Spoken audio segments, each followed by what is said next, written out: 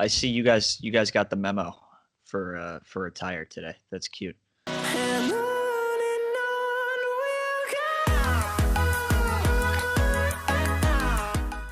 Welcome to another episode of Boom or Bust, the draft show. Max Chadwick alongside PJ Clark, Tate, Sigworth, and Nick Merriam. We just ran through our top 10 quarterbacks and running backs in the 2021 NFL draft. I want to run through our top 10 receivers in the draft and break them down as they stand on our Big Board 2.0. If you want to see that Big Board 2.0, be sure to follow our Twitter, Instagram, and TikTok at Boom or Bust Draft. We're on YouTube, anywhere you get your podcasts. And please like and subscribe to the channel and comment on all of our socials or email us or comment right here too if you want to be a part of our mailbag and ask us a question too. And please support us because support for us is brought to you by that right there. Manscaped, the best in below the waist grooming for men. Number one. Manscaped offers precision engineered tools for your family jewels. They obsess over their technology developments to provide you the best tools for your grooming experience. Manscaped is trusted by 2,000,004 men worldwide now. Join the movement for all your below-the-waist grooming needs. To get yours, go to manscaped.com and use the promo code BOOM or BUST. That's BOOM or BUST, all caps, no spaces, for 20% off your purchase and free shipping. So let's go to number 10 on the receivers big board right now. And that's LSU's Terrace Marshall Jr., number 63 on Big Board 2.0. PJ, a lot of people have him a lot higher than this. What do you think about Terrace Marshall? Yeah, a lot of people like Terrace Marshall, and that's not to say that we don't. So unlike a lot of the receivers we're about to talk about, a lot of the receivers in past years, 6'3", 200 pounds, prototypical size, like bigger dude, bigger than Jamar Chase, bigger than, there's a lot of slot receivers we're about to cover. Big outside X receiver type guy. Question marks is that he was the third wheel last year to Justin Jefferson and Jamar Chase, and then played 7 games as the main guy this year. And he was very good, very good. 48 catches, 700 yards, 10 touchdowns with Miles Brennan and whoever else playing quarterback. The LSU situation was not great. I think he's got, physical guy, big dude, jumping ability, leaping ability, good. Pretty good deep, not a speedy guy, vertical separation, a couple, question marks for me. But I just would have liked to see him have more time as the X receiver in that LSU offense and that main guy, because we really didn't get it. Yeah, it was a small sample size this year. He had 100-plus games, though, 10 touchdowns. PJ mentioned the great NFL size. You watch the tape, he just looks bigger than everyone else. Like, he just bodies some DBs. He's got good speed. He's got great physicality. He's pretty long, so he's got a big catch radius. Can be used in the slot, can be used out wide. He lined up in different places. Couple of different, issues is he had 7 drops in 7 games in 2020. Wasn't really an issue in 2019, so that's just, something interesting that popped up this year.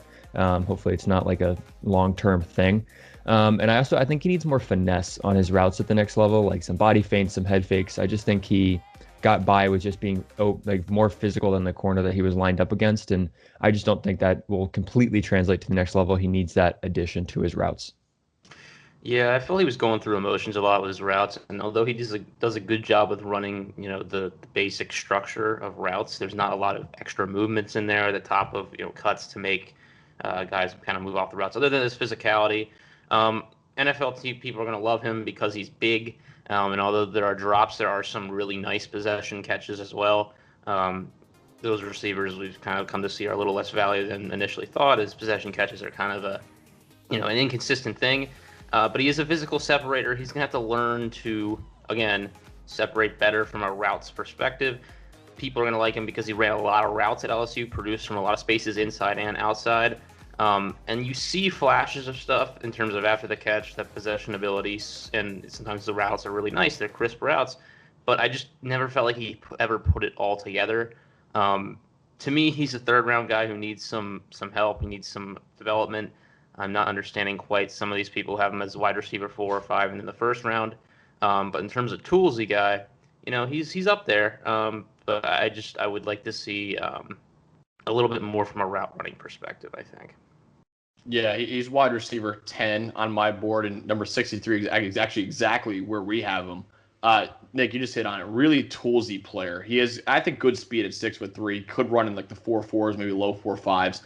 Because he's 6'3", he makes catches that other receivers simply cannot. He really good at going up and getting it. He caught 82% of his contested catches this year per PFF. Like Tate said, he won from the slot this year, but he was mainly out wide the years before that, so he can win either way. He wins downfield too. Had a 156.3 rating when targeted deep this year. Still a raw player, not a very polished route runner. Tate, you hit on it, the drops issue.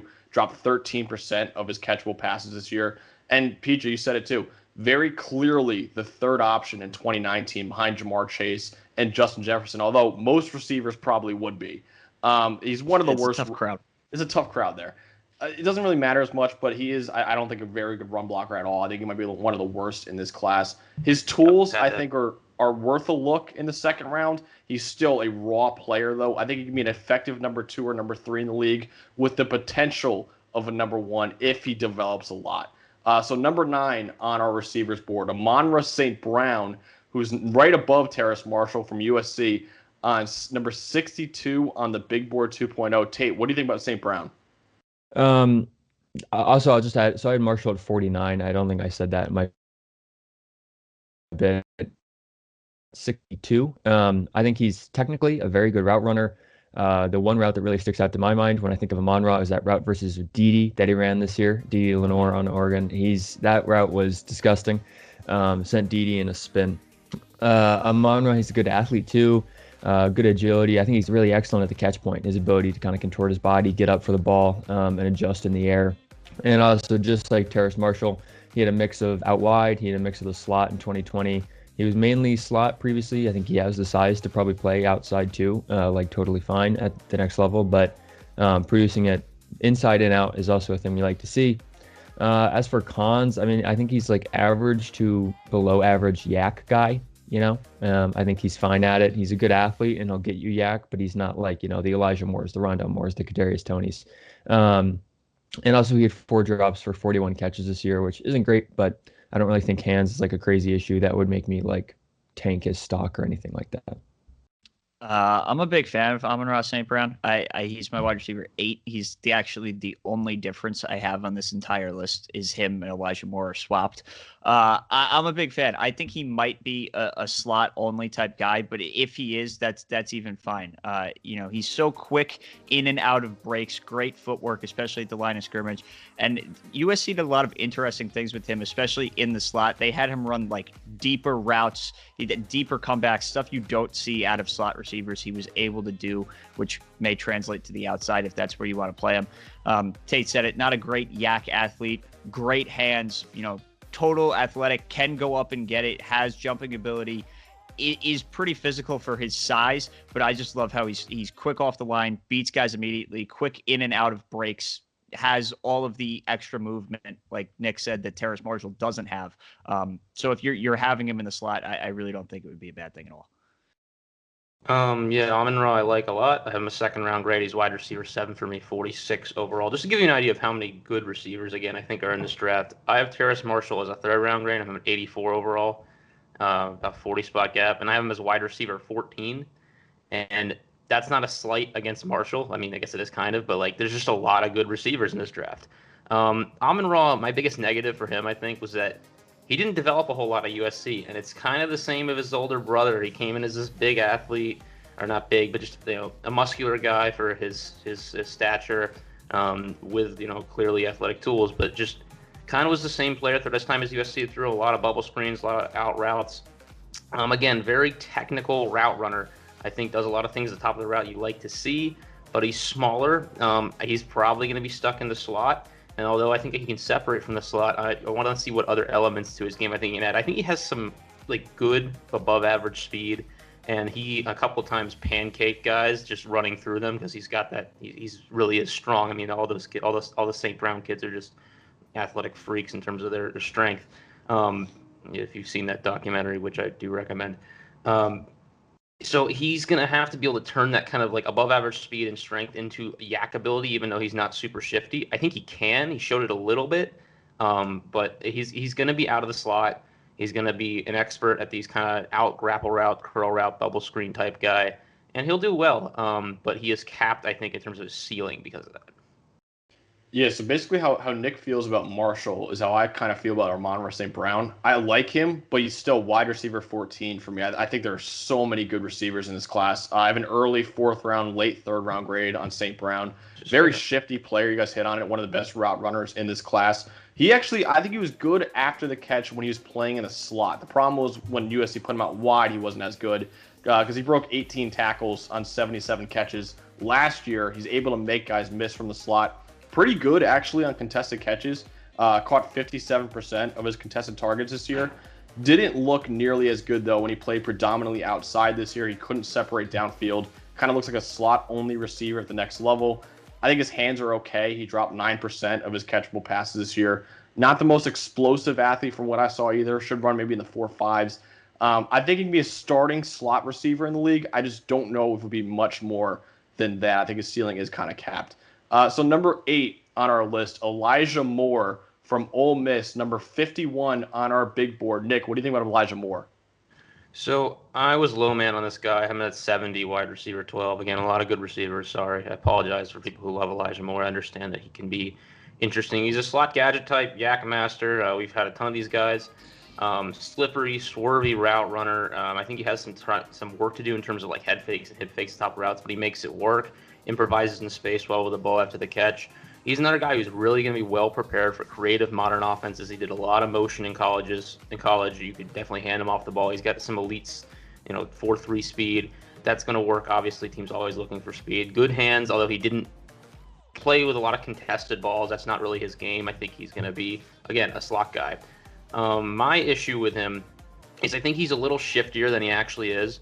I think there are a lot of times where you just see him kind of stop, not take space that's in front of him, try and juke a guy, and just get tackled. And I also think they listed him at 185 pounds. I think that's a little much. We just had this discussion. I think, I believe the upper body, he's got some muscle on him. I think his legs are a little smaller than that. And I think I more believe it that he's around 175. I think he's got to put on some weight for the NFL. You can say that for a lot of guys, though. But I just think he's one of those guys that's on that list. Elite slot receiver, which we're going to just keep talking about with pretty much this whole class. They're all good slot receivers. We have guys we're not even mentioning, the Jalen Dardens, Amari Rodgers. Like, there are 100 good slot receivers in this class. If you need one, go find one. But Elijah Moore might be second and just break off the line to KADARIUS Toney in terms of route running for me. I mean, he's just so quick. Him and KADARIUS both have the basketball moves, doing the crossovers at the line of scrimmage, just getting early separation. I'm a big fan of the Lane Kiffin offense. The Lane train was definitely leaving the station for Ole Miss this year, and Elijah Moore was a big reason why. He had almost 1,200 yards, 14 touchdowns, showed good ability breaking free down the field on the outside end in the slot, and Matt Corral is a gunslinger and hit him down deep.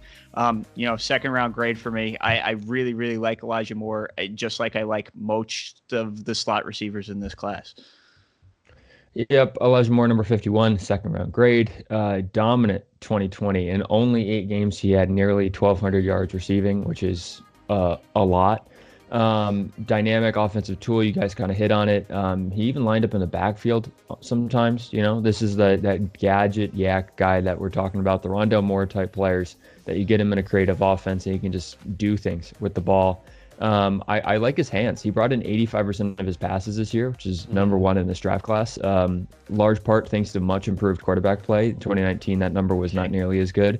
But Matt Corral, my king, stepped it up. I want that on the record now for next year's videos. Last thing I like about Elijah Moore, change of direction and speed after the catch. I think he's just really shifty and out of his breaks after he accelerates quickly away from defenders. And then the big con for him is size. He's not your outside guy. And I think if you stick him only at slot and you have kind of like a limited, non-creative play caller, I don't think he's going to succeed completely that way. But that's really all I got is just the size for Elijah Moore. Yeah, he's wide receiver 8 for me, number 48 on my board. Very productive this year, like Tate hit on it. He had the second most catches and second most receiving yards in the country behind DeVonta Smith. Really good athlete, good speed and quickness for the position. Really good route runner, I think, too. He broke some ankles at times. He's only 5'9", but he was actually 5th in the country with 11 contested catches this year. Really good at the catch point, really tough at the catch point, too.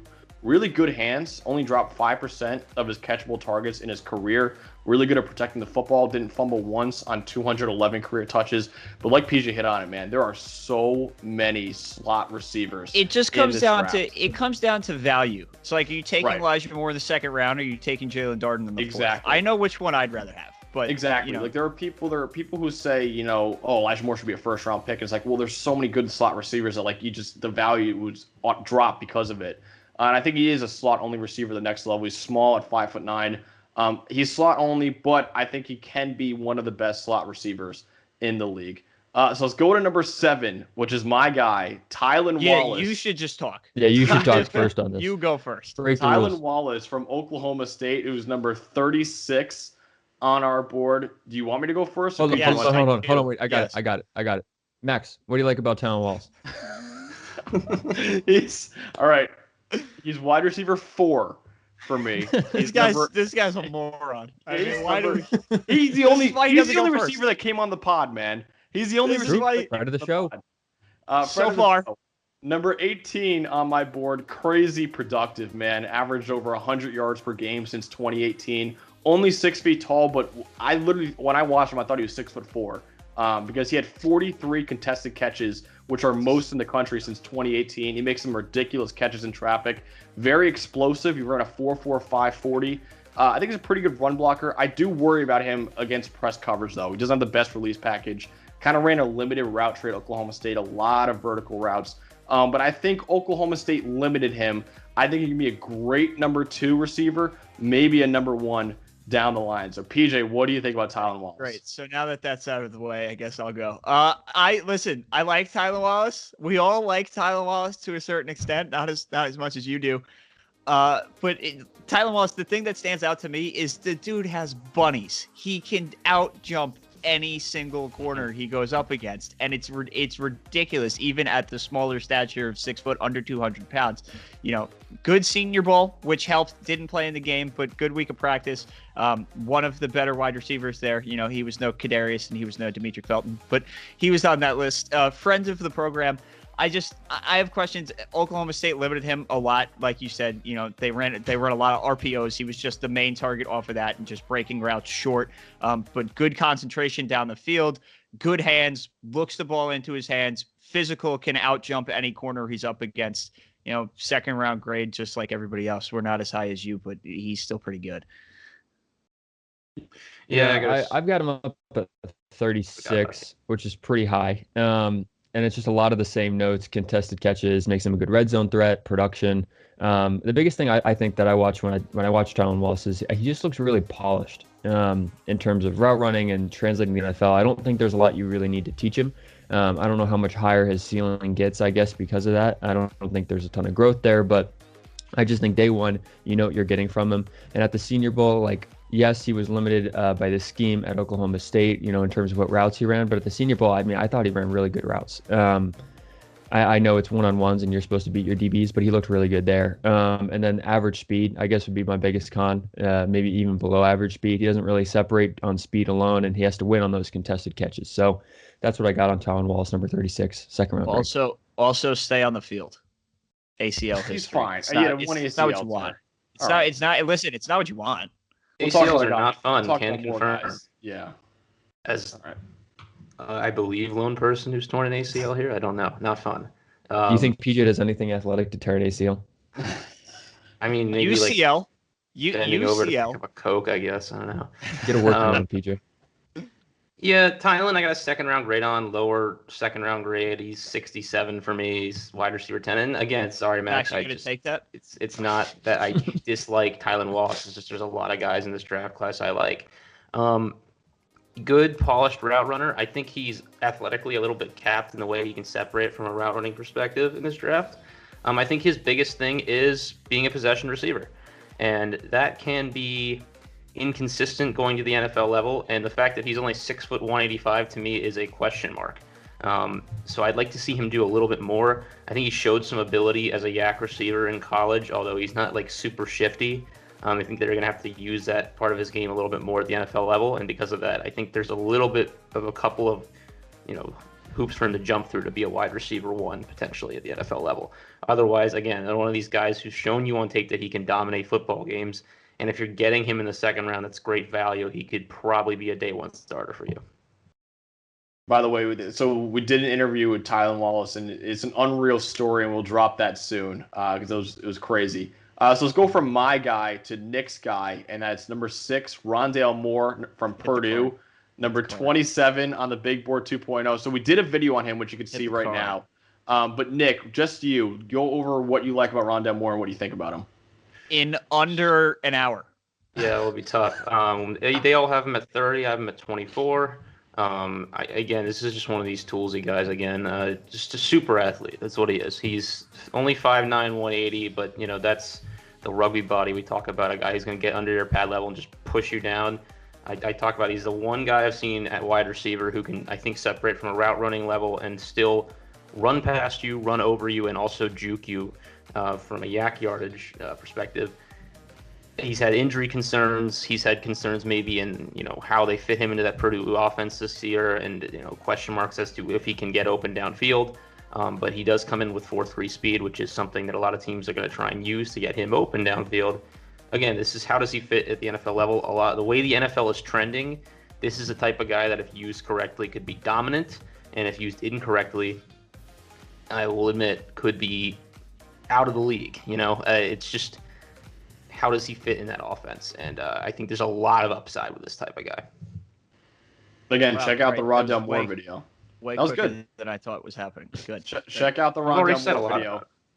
Check out the Rondale Moore video above if you want to see all of our thoughts on him. Let's move on to number 5, though, a guy we didn't do.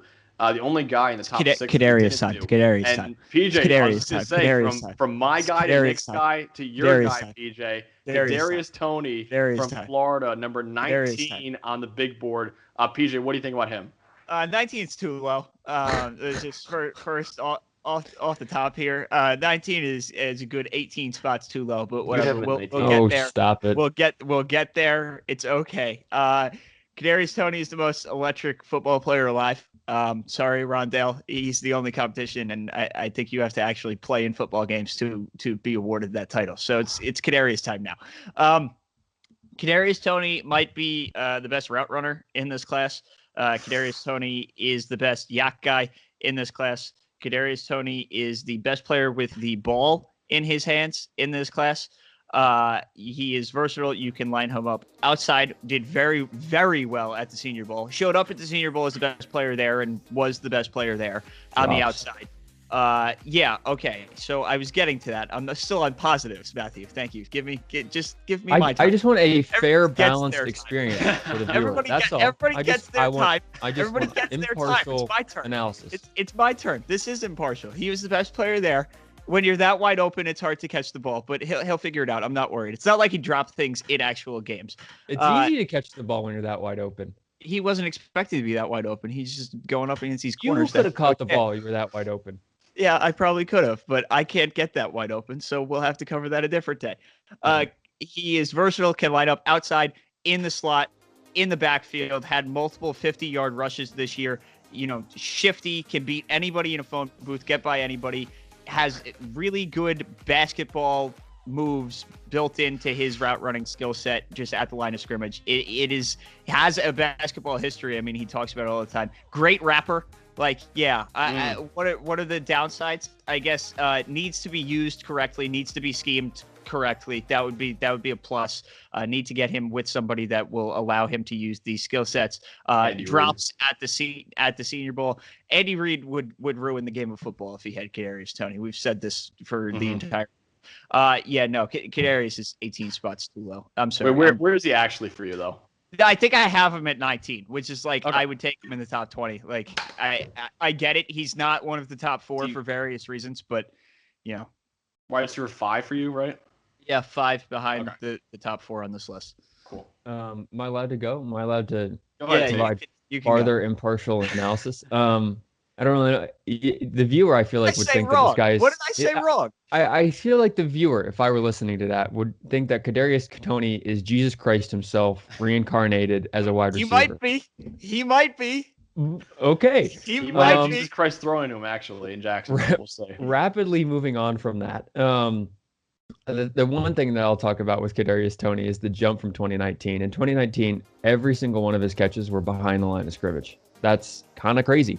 And so I guess as a route runner, you would think there would be a huge question mark, especially downfield. But this year, I mean, he was an excellent route runner. I don't know if he's number one in the class, PJ, but he's very good. He is very good.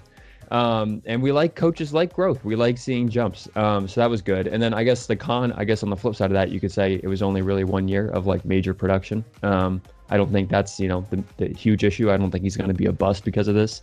Kind of reaching here, but I guess if I had to pick a con, that's what I'm going for. Yeah, excellent route runner. This is, you know, where you put it all together, where you know what you're supposed to be doing, you know how to leverage against zone coverages, and you just use head fakes, body fakes, footwork, whatever you can do to gain separation because you just know how to manipulate coverages. He has that and won't need to learn it at the NFL level, and that's huge. And that's why he's one of these like day one starters, like obvious. He might be a slot guy, but obvious day one starter at the next level. For my money, tied best route runner in this class based on my grades with DeVonta Smith and Demetric Felton. He's just, what a combination. Yeah, great three receivers right there. I mean running back, but whatever. He's, you know, going to be great as a yak guy just because of, again, the same things that he's good at route running with: footwork, body fakes, head fakes. He shakes guys out of their shoes. He's the most fun guy to watch. You're going to hand it off to him, give you a bunch of motion. Another one of these gadget guys, slot guys. Right offense, he works. Wrong offense, I don't know. Hopefully he doesn't go to Las Vegas with John Gruden, because they'll just probably try and throw him slant routes over and over again. My one question mark for this guy, ball skills. He's not a big possession guy. I think when he had to catch balls over the middle, he looked very uncomfortable going after balls. You kind of want him getting the ball in space. The one thing that he doesn't have in terms of yak that Rondale has is he's not really running people over, I don't think, that often, but he did do it a couple times, I guess. But again, it's another slot guy, and he's really good. I have him 19th overall, and I think he's fun. This I cannot confirm, but there were some rumors that he might slip in this draft because of off fields, which is unfortunate. But you know, we don't know anything about that. But we haven't heard about that. We'll keep that in mind for sure. He's wide receiver 6 for me, number 26 on my board.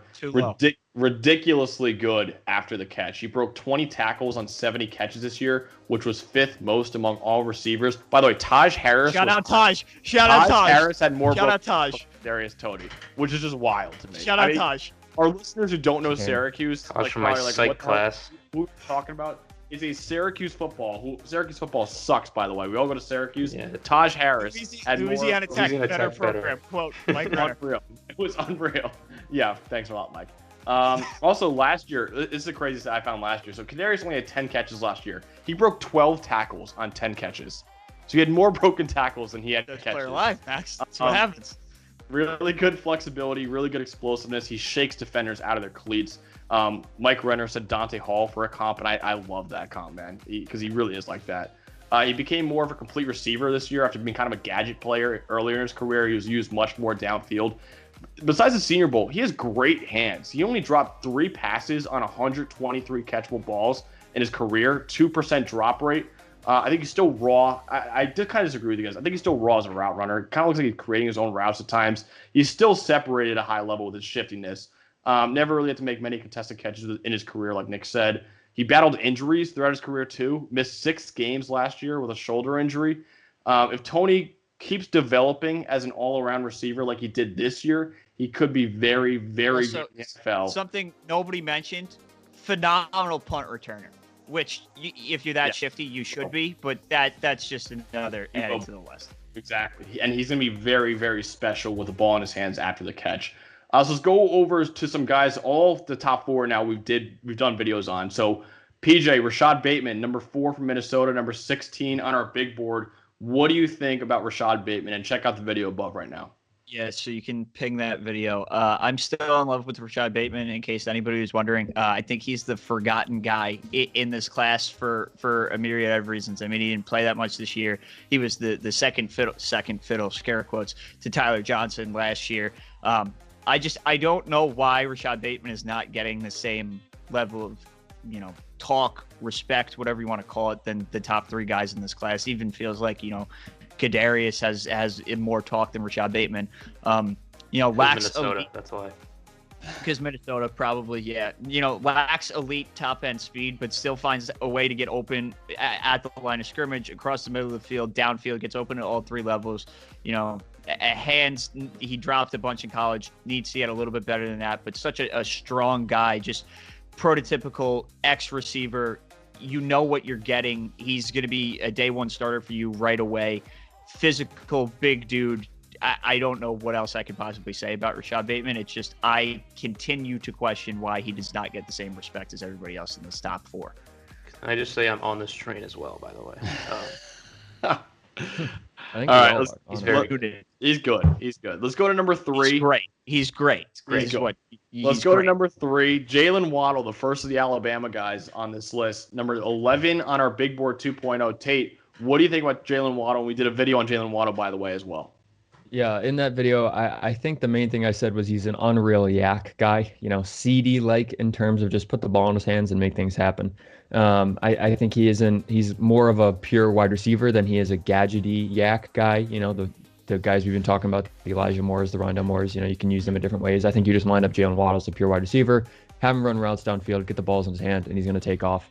The speed, he's just a vertical burner, returns kicks, which is huge.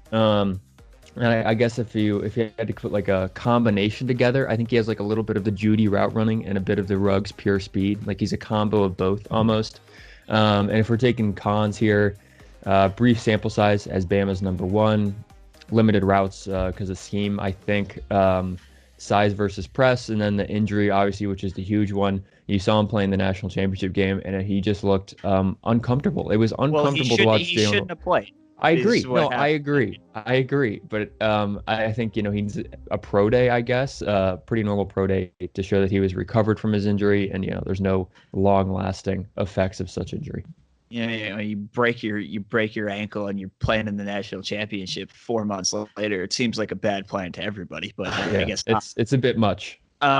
I honestly, I gotta respect it. Like he shouldn't have played, but getting back to the national championship and having a chance to play in that game, and he felt he was healthy enough to go. And listen, he had a couple big catches, but it was painful to watch, which was not good.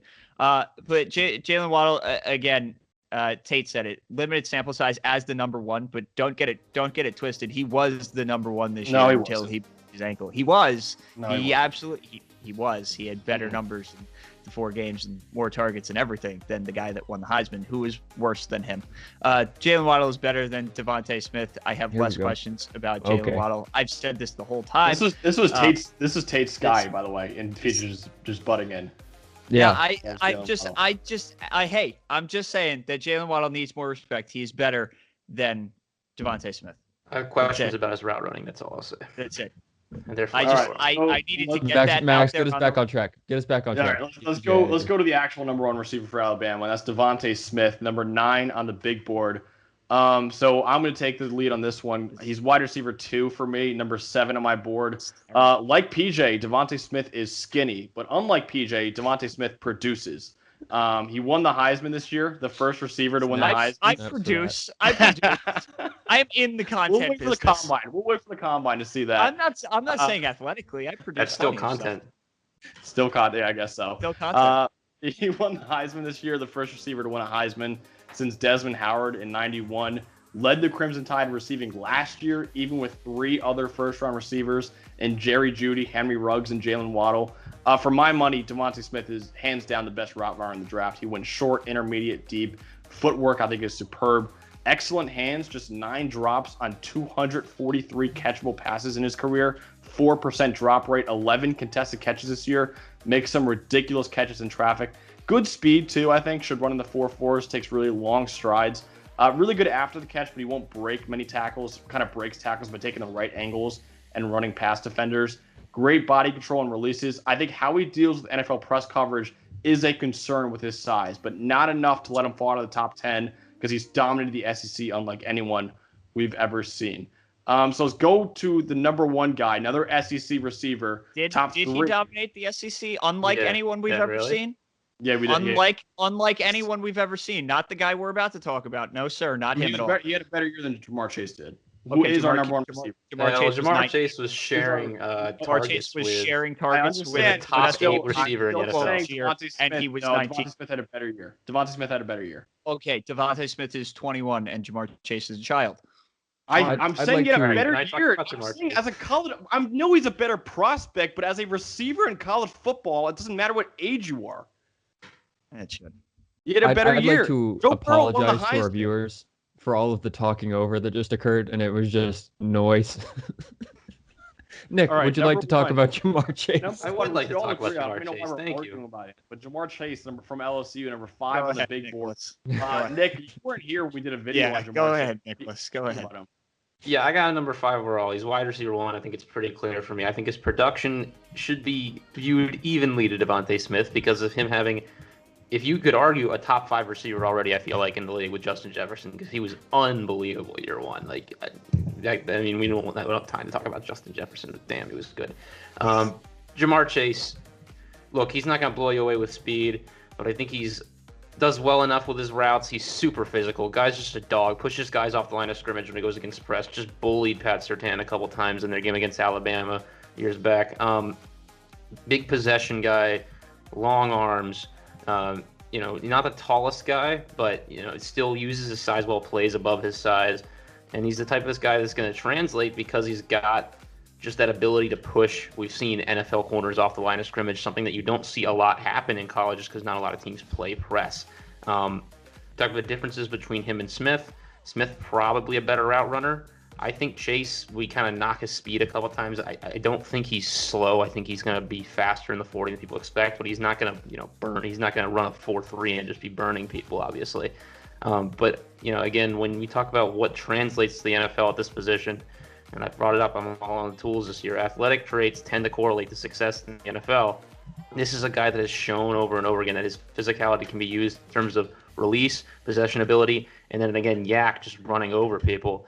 When you can put those 3 things together, he has no injury history, I think. You know, you got a guy who probably should be a top 5 pick in the NFL draft, but quarterbacks might go before him, so we'll see. But 6 is the floor, or should be the floor for him. Yeah, I agree. Looking at you, Philly. So those are our top 10 receivers in this draft. Make sure to follow our Twitter, Instagram, TikTok at BoomerBustDraft. Be sure to like and subscribe to the channel anywhere you get your podcasts as well. And please go to manscaped.com and use the promo code BOOMORBUST, all caps, no spaces, for 20% off your purchase and free shipping. So for PJ Clark, Tate Sigworth, and Nick Merriam, I'm Max Chadwick. Have a great night.